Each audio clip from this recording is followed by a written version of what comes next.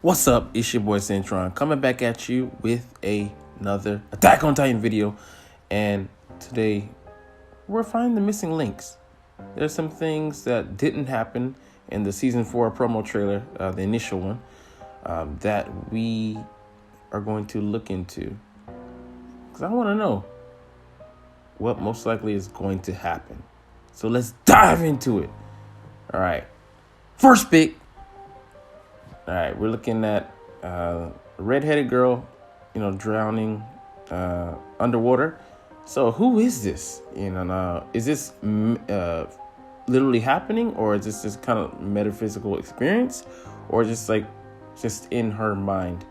So who is this, and why is she drowning underwater? I really want to know. What is it speaking of? Because we're gonna see a connected picture later. So let's get to the next picture. Click. Obviously, there's some birds flying around here. Also, is this literally happening? Are they coming to eat her? Are these scavengers, buzzards, or ravens? And yeah, is it like some Naruto Genjutsu type stuff with Itachi, or are they just kind of a metaphor for something? So now let's get to the next picture. Click. But yeah, it's tied into the scene. I want to say Brish's little sister, Aaron's aunt, that he never got to meet because she was murdered at the fucking age of 8 or something like that, eaten by some dogs by that sick motherfucker that got pushed up the wall. Thank God. I was so happy when that shit happened. But why is this popping up again? Is this, they already go over this in season 4?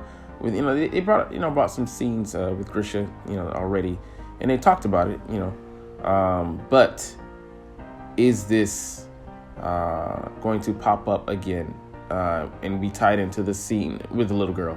And it can't be his younger sister. No, nothing with her, because she got eaten. I mean, she's done. She's gone. Rest in peace.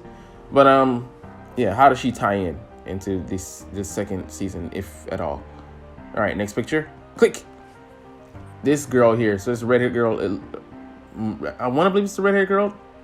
Is she on the verge of dying, or is this someone else? It looks like she's been eaten from either the lower half by a titan, or some other tragedy has befallen her.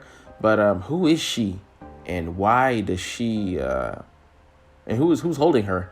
Well, why should we have sympathy for her? Why is she important? Where are we seeing her on her deathbed, or so I would say? And what relevance does she have to the story? Is she a key cog? Is this Ymir? I really want to know. So let's move on to the next picture. Click. Yes, the girl drowning underwater. So this is some kind of metaphysical experience, I want to believe, because I want to believe that is the founding titan. Not serum, the founding titan spine, and she's either drowning under the weight of being a tight shifter, having the people put their faith in her, or she's going through an experience, a memory maybe of having the founding titan, and what comes with that, the people that had it before, or if she's a Ymir. What does this mean? She's lost in the consciousness of of herself, and being the first person to experience this. She has no one else to bounce off of, bounce the ideas, or talk to it about, consult with. So that could be her lost in thought, lost in her own mind. I mean, you'd be overwhelmed if you were the first fucking Titan shifter. And what do you do with that? What does it fucking even mean? You have no basis to ground anything off of, ground anything in. All right. So next picture. Click. Obviously everyone blaming her here, pointing the finger at her. Just a selfish thing to do, and to put that burden on a young girl, just disgusting. For the adults in this world to, they awfully treat the kids and put them in these precarious and mature situations that shouldn't be placed upon any child. And yeah, I don't know how if this is Ymir, I don't know how she got the access to the spawn of the devil powers, to the Titan ship, but that's a terrible burden to put on her, and to place the blame in her. Like kind of like the Ymir that came after her. Like they everything was up and things were up. Things were good. Living in paradise, celebrated and everything. They were the first to sell her out when the Marley police found them. Just an atrocity. All right, let's move on to the next picture though. Click. Levi, Levi sitting here, bruh, like dying. Whose hand is that on him? That looks like it could be what's her name? It can't be. I don't think it's Hanji. The hands are kind of big though, but Gabby. It could be Gabby. Why did Gabby find him? He's obviously he's fucked up. Is he bleeding out? Like, what's going on? We didn't get the answer to this question. Is Levi critical right now? We saw there's a picture. I didn't put it here, but in the trailer, he's flying off of the cart, being flung in direction, left direction. Obviously because Zeke, went ahead and exploded the lightning spear that was impaled in him. Sending both of them flying off and careening into different directions. But we're left to wonder the fate of Levi, and he's in a very, very bad situation. No access to serum. No one. They put him in.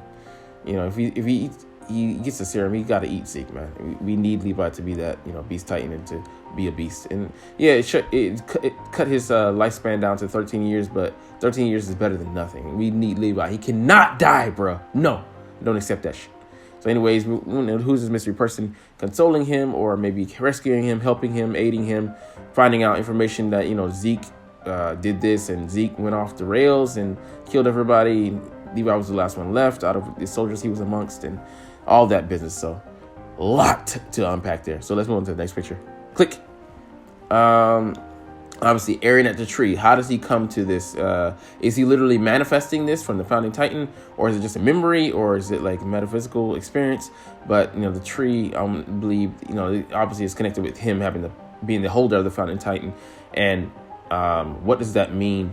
What is this tree going to show him? What is it going to partake in? Is it connected to someone else? Is it connected with Zeke? Is it connected with, he linked back up with Zeke and got access to something before the rumbling, during the rumbling, after the rumbling? I don't know. This could go all kind of different directions, but we got to believe it's freaking important because it's a freaking tree made of light. It's illumination. Like, here in Japan. What do you call it? Grand Tree and Roppongi and all that stuff. But it's gonna be freaking super important. I know that's not Grisha. That can't be Grisha. It's got to be Eren.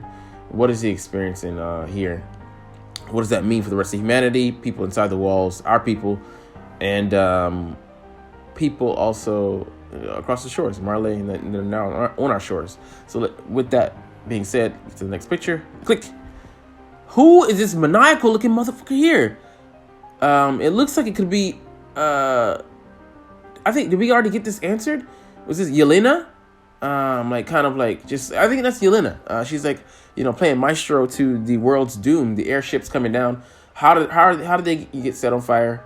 I think, was this moment already covered? If it was, forget what I'm saying. And then bells ringing in the background because it's 6 o'clock ringing. Time for kids to go home. But yeah, like, she's on to the bit of madness. She's, been shown to be part of Zeke's company, Zeke's camp. Trusted member, trusted affiliate of his, who helped ensure. Golly, come on, folks. Who ensured his plan with the wine went down.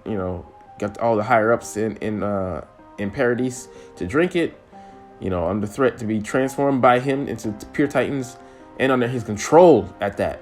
So weaponized that beautifully and horribly because I hate her now.